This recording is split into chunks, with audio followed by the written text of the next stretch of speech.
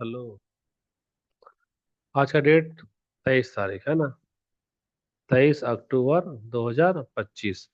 ये हम लोग किसका चला रहे हैं? जेटेट का चला रहे हैं। जेटेट में क्या चल रहा है हमारा? हिस्ट्री चल रहा है, ठीक है। हिस्ट्री में हमको देखना है कौन सा चैप्टर चल रहा है। तो चैप्टर हमारा चल रहा है राष्ट्रीय आंदोलन 1885 से 1947। तो हम लोग देख चुके हैं कि राष्ट्रीय आंदोलन को हम लोग कितने भाग फेज में बांटे थे? चार में बांटे थे, है ना। फेज 1, फेज 2, फेज 3 और फेज 4। तो अभी हम लोग कौन सा कर रहे हैं? फेज 4 कर रहे हैं, सॉरी फेज 3 कर रहे हैं। क्या कर रहे हैं? फेज 3, गांधी का युग, है ना।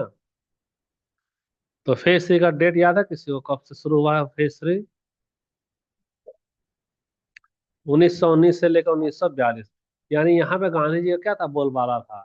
अब 42 के बाद गांधी जी का बोलबाला नहीं रहा। हिंदू मुसलमानों का दंगा हो गया, लड़ाई झगड़ा हो गया, और लोग गांधी जी की बात को उतना तवज्जो नहीं देने लगे। तो ये तो गांधी युग हम लोग पढ़ चुके हैं। अब हम लोग देखे हैं कि गांधी के युग में कौन कौन सा ब्रिटिश दमनकारी कानून लाया गया, ताकि भारत में उठे जाने वाले असंतोष को क्या किया? दबाया जा सके। तो सबसे पहला बार बार इसी में आ जा रहा है रॉलेट एक्ट, है ना। रॉलेट एक्ट जो है वह कब आया था? 1919 में आया था। तो 1919 में आया था रॉलेट एक्ट। रिकॉर्डिंग हो रहा है कि नहीं? तो, तो पहला विश्व युद्ध के बाद ब्रिटिश सरकार ने यह कानून राजद्रोही गतिविधियों को रोकने के नाम पर लागू किया। इसका क्या क्या प्रमुख प्रावधान था? किसी भी व्यक्ति को संदेह के आधार पर बिना मुकदमा जेल में क्या करेगा? रख सकता था। न्यायालय में अपील का अधिकार नहीं था। प्रेस में सेंसरशिप लागू लागू करके अपील, वकील और दलील, तीन चीज वह नहीं कर सकता था।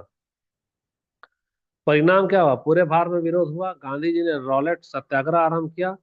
इस आंदोलन के दौरान ही जलियांवाला बाग हत्याकांड हुआ। कब? 13 अप्रैल 1919 को हुआ है। अब इससे कुछ क्वेश्चन है ना। क्वेश्चन है कि रॉलेट एक्ट के अंतर्गत ब्रिटिश सरकार क्या क्या कर सकती थी? तो क्या क्या कर सकते थे? बिना मुकदमे के किसी को बंद कर सकते थे। दूसरा वाला क्वेश्चन देखो। चलो बताओ, रॉलेट एक्ट के विरोध में कौन सा प्रमुख आंदोलन हुआ है? रॉलेट सत्याग्रह हुआ है, ये भी सही जवाब दे दिए। तीसरा बताओ, कौन सा नरसंहार इस अधिनियम से जुड़ा हुआ है? एकदम सही जवाब है, जलियांवाला। रॉलेट एक्ट का वास्तविक नाम क्या था? क्या था? इंडियन पेनल लॉ था। यही था हमारा ना, anarchical and revolution crimes act. देख लो, हमारा आंसर बी है, ये वाला answer B. Anarchical and revolutionary crimes act, ये वाला यहाँ पे लिखा हुआ है, नोट्स में लिखा हुआ है। दिखा, रॉलेट एक्ट का जो था ना शुरुआत में, रॉलेट एक्ट का लिख दिया है ना, anarchical and revolutionary crimes act. कितना नंबर पेज में थे हम लोग? अच्छा, ये तो हो गया। रॉलेट एक्ट किस समिति की सिफारिश पर आधारित था? Sedition committee. यह न्यायमूर्ति रॉलेट की अध्यक्षता वाली सेडिशन समिति की सिफारिश पर बना था। ठीक है, तो रॉलेट एक्ट काफी है, 5 सवाल उससे। दूसरा तुम्हारा प्रेस एक्ट 1910, प्रभाव कब तक रहा? 1919 तक रहा, 9 साल तक। मुख्य उद्देश्य क्या था? भारत के अखबार और पत्रिका द्वारा राष्ट्रवादी विचार फैलाने से रोकने का। तो समाचार पत्र पर भारी सिक्योरिटी जमा करने का दबाव डालता था, इतना रुपया दो तब पेपर देंगे निकालने। किसी भी लेख या समाचार को प्रकाशित करने से पहले सरकारी अनुमति आवश्यक थी। राजद्रोह जैसे मामले में संपादक को जेल में ठूस देता था। सेडिशन यानी कि राजद्रोह।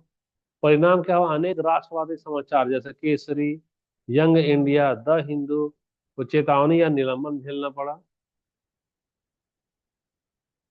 कुछ क्वेश्चन आओ।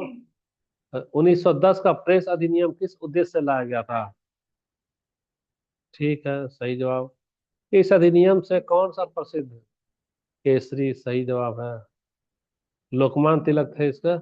जब यह कानून पारित हुआ तब वायसराय कौन थे बताओ? Lord Minto. मिंटो था, कौन था? मिंटो। इस अधिनियम के तहत संपादकों से क्या मांगा गया? हाँ, सिक्योरिटी डिपॉजिट मांगा जाता था ना। बी वाला होगा, मॉनेटरी सिक्योरिटी डिपॉजिट मांगा जाता था। भारी धनराशि संपादक से जमा लेता था वो लोग। प्रेस अधिनियम का निशाना कौन थे बताओ। है ब्रिटिश बिजनेसमैन थे। अच्छा हाँ हाँ, प्रेस अधिनियम नहीं, अधिनियम जो ना किए, नियम कौन बना, क्यों बनाया था नियम? भारत के राष्ट्रवादी को दबाने के लिए, नेशनलिस्ट यानी राष्ट्रवादी सोच वाला, उसको दबाने के लिए, इंडियन नेशनलिस्ट होगा। काफी है तुम्हारा ये इंडियन प्रेस एक्ट ठीक हो गया। अगला वाला एक्ट देखो कौन सा आएगा। ऑफिशियल सेक्रेट एक्ट, यानी मालूम क्या है, तेरे खजाना चुरा कर ले जाएंगे, तुम अगर देख लिया है तो तुमको किसी को राज बताना नहीं है। राजकीय रहस्य को लीक होने से रोकना। तो सरकारी विभागों की सूचना को राजकीय गोपनीयता घोषित किया गया। किसी भी व्यक्ति द्वारा सरकारी सूचना साझा करने पर कठोर दंड। इसका उपयोग अक्सर राष्ट्रीय नेताओं पर जासूसी या गुप्त पत्राचार के आरोप में किया गया। यह कानून आज भी भारत में लागू है, संशोधित रूप से है। इसने स्वतंत्रता आंदोलन के संवाद और संगठन को क्या किया, बाधित किया। क्वेश्चन है, ब्रिटिश शासन का गोपनीयता और सूचना नियंत्रण कानून, ऑफिशियल सीक्रेट एक्ट का मुख्य उद्देश्य क्या था? रक्षा करना, ठीक है, यह नंबर सही है। ऑफिशियल सीक्रेट्स एक्ट से सबसे अधिक कौन सा क्षेत्र प्रभावित हुआ? पत्रकारिता, एकदम ठीक है। यह कानून किस वर्ष पारित किया गया? 23 में? नहीं, 1923 में हुआ है। अच्छा ठीक, 1923 में। और आज भी यह भारत में लागू है, ठीक। ऑफिशियल सीक्रेट एक्ट के उल्लंघन पर क्या दंड था? जुर्माना या कारावास, या दोनों हो सकता था। यह अधिनियम मुख्य रूप से किसके विरुद्ध प्रयोग हुआ? अच्छा, सही जवाब है। गुप्त पत्राचार करता था। अगला वाला एक्ट क्या, पब्लिक सेफ्टी एक्ट 1920। इसका उद्देश्य क्या था? असहयोग आंदोलन और मजदूर संगठन की गतिविधि को क्या करना, नियंत्रित करना। तो प्रमुख प्रावधान क्या है? जन सुरक्षा के नाम पर अवरोधक गिरफ्तारी, पहले से तुमको गिरफ्तार कर लेगा। बिना मुकदमा का 2 साल रख लेगा। परिणाम क्या हुआ? इस अधिनियम का प्रयोग करके कई स्वतंत्रता सेनानी को बंद कर दिया वो लोग जेल में। आगे चलकर यही वाला एक्ट, पब्लिक सेफ्टी एक्ट, क्या बना, डिफेंस ऑफ इंडिया रूल्स का आधार बना। 1939 का एक्ट लाया था ये। अब कुछ क्वेश्चन आओ। यही पब्लिक सेफ्टी एक्ट है, जन सुरक्षा अधिनियम। मोनिका दिख रहा है? अच्छा चल बता, पब्लिक सेफ्टी एक्ट का मुख्य उद्देश्य क्या था?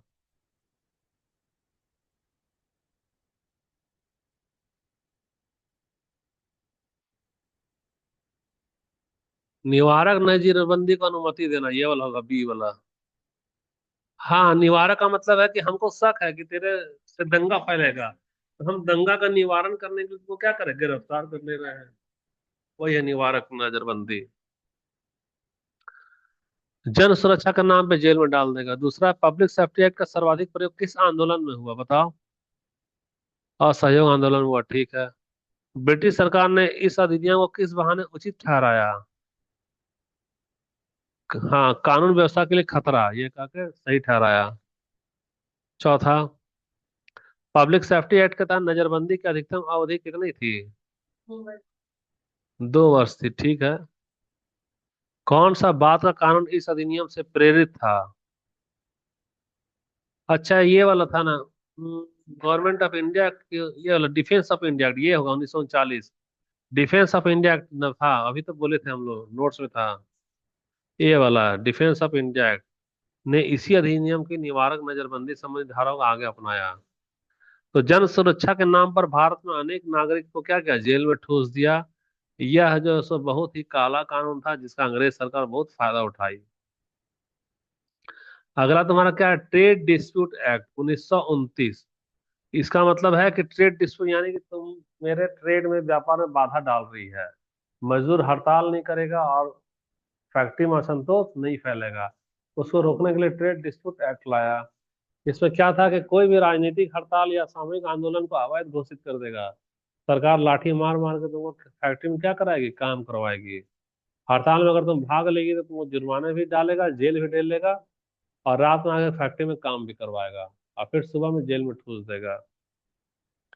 इस कानून से भारतीय मजदूर आंदोलन बुरी तरह प्रभावित हुआ। डर के मारे कोई हड़ताल नहीं करता था, और ब्रिटिश कंपनी मजदूर का दमन किया और यूनियन को क्या किया, तोड़ दिया और खूब ज्यादा शोषण किया। अब इससे सवाल देखो, मजदूर आंदोलन और राजनीतिक हड़ताल को दबाने वाला ब्रिटिश कानून, ट्रेड डिस्प्यूट एक्ट। बताओ, ट्रेड क्या होगा इसका सही आंसर? मजदूर हड़तालों को दबाना है, एकदम सही है। ट्रेड डिस्प्यूट एक्ट ने इनमें से किसे अवैध घोषित किया? तो राजनीतिक हड़ताल को अवैध घोषित कर दिया है ना, ये वाला, इसी को अवैध घोषित कर दिया था। अवैध घोषित कर दिया, ठीक है। तीसरा देखो, ब्रिटिश सरकार ने यह कानून 1929 में क्यों लाया? क्यों लाया बताओ? क्योंकि ट्रेड यूनियन कैसा बन रही थी, क्रांतिकारी बन रही थी। यही वाला ही होगा, ये वाला ठीक है। इस कानून का भारतीय मजदूरों पर क्या प्रभाव पड़ा? उनकी एकता बढ़ेगी, नहीं, विरोध करने का अधिकार सीमित हो गया, सीमित हो गया। बी वाला है ना, मौलिक अधिकार को क्या किया, सीमित कर दिया। इस अधिनियम के बाद किस आंदोलन में मजदूरों की भागीदारी घट गई? तो कौन सा? नागरिक अवज्ञा आंदोलन में, क्योंकि हड़ताल तो करने ही नहीं देता था। अगला एक्ट कौन सा आएगा बताओ?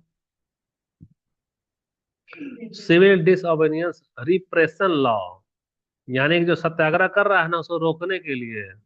गांधी जी के नमक सत्याग्रह और नागरिक अवज्ञा आंदोलन को रोकना इसका मुख्य उद्देश्य था।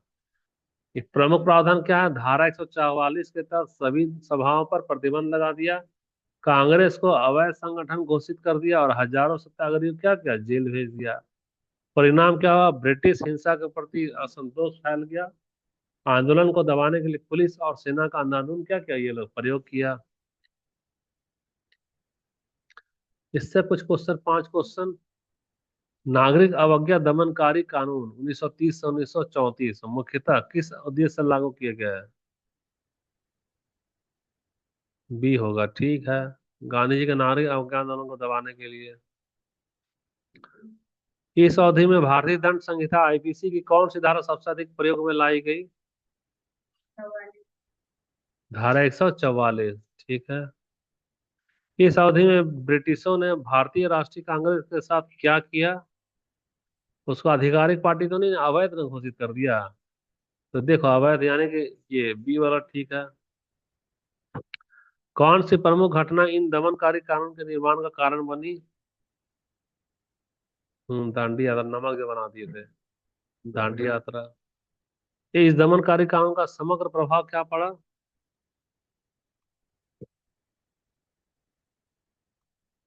राष्ट्रवाद और मजबूत हुआ। ओवरऑल यही हो गया।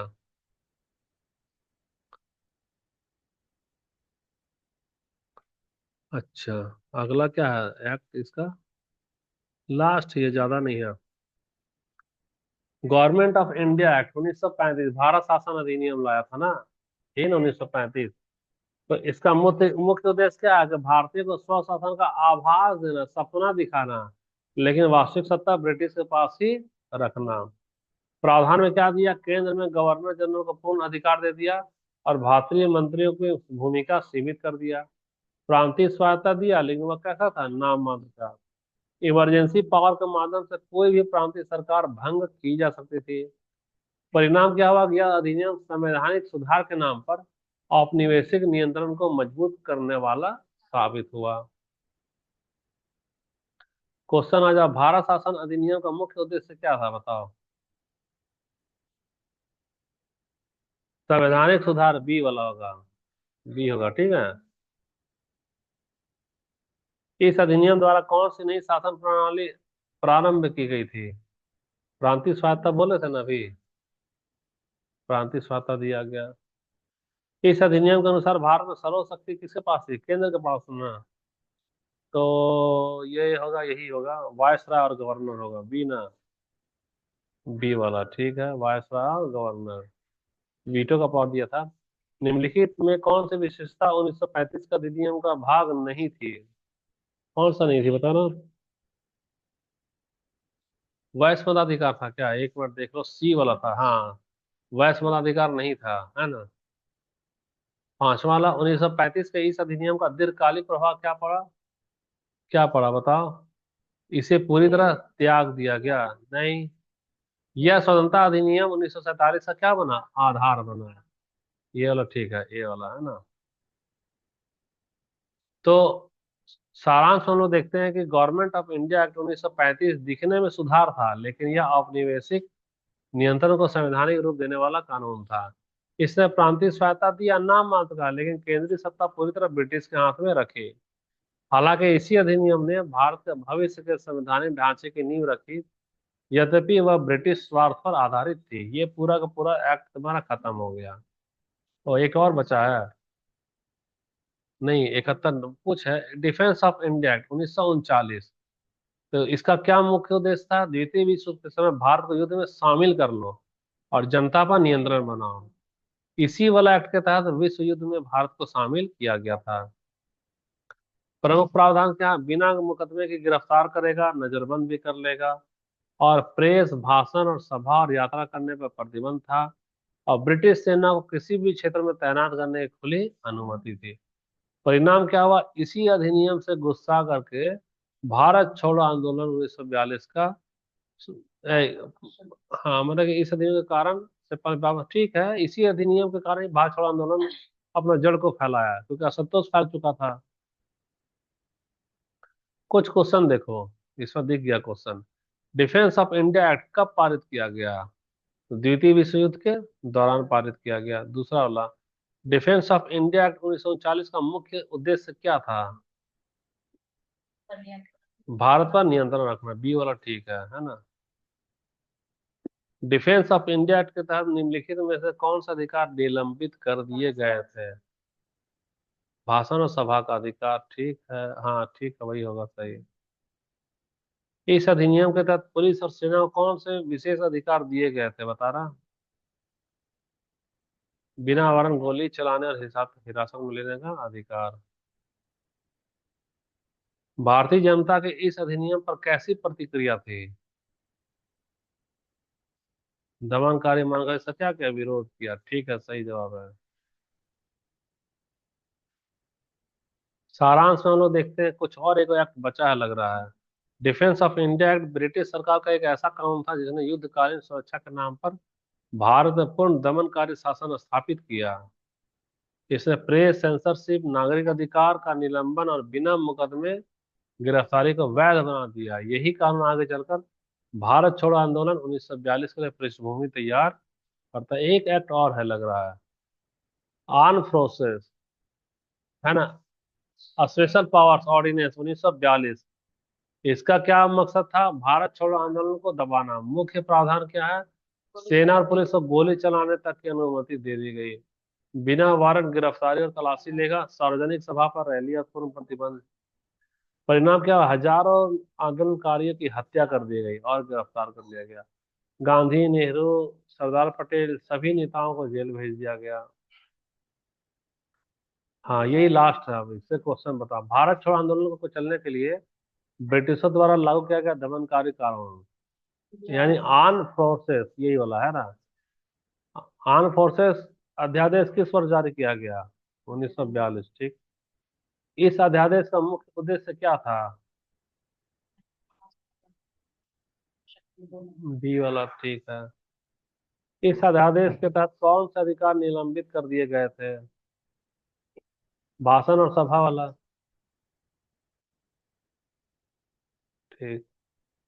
आर्म फोर्सेस अध्यादेश के अंतर्गत ब्रिटिश सैनिकों को क्या करने की अनुमति दी गई थी? बिना वारंट, ठीक है, बिना वारंट तलाशी अभियान गोली चलाने का। और ये रहा आज का लास्ट सवाल। भारत छोड़ो आंदोलन के दौरान इस अध्यादेश का क्या परिणाम हुआ? व्यापक हिंसा और गिरफ्तारी हुई। ये खत्म हो गया हमारा पूरी तरह से। कुछ अवलोकन कर लो, तो इतना सारा एक्ट आया, कितना एक्ट आया? 8 एक्ट आया। फोटो खींचना है क्या? तो थोड़ा सा छोटा कर देते हैं, ये आ जाएगा। एक ही में तुम्हारा पूरा आ जाएगा। अब देखो पहला एक्ट क्या था, रॉलेट एक्ट 1919, फिर 20, फिर 23, 29, फिर 30 से 34, फिर 35, फिर 39 और फिर लास्ट में 42। एक ही जगह तुम क्रम से डाल दिए, याद करने में भी सुविधा होगा, नोट्स बनाने में भी सुविधा होगा। तो ये तुम्हारा क्या खत्म हो गया, दमनकारी कानून। अब क्या बच गया तुम्हारा, कौन कौन गवर्नर जनरल या वायसराय, वो तो बहुत थोड़ा सा रहेगा, छोटा सा रहेगा क्या। तो ये वाला वीडियो अब हमारा इतना ही पे खत्म हो गया है। सारांश तालिका तो ये सब हो ही गया, पढ़ ही चुकी हो, ये हिंदी में है। हाँ वो वाला इंग्लिश में है। लो इंग्लिश में फोटो छोटा कर दे और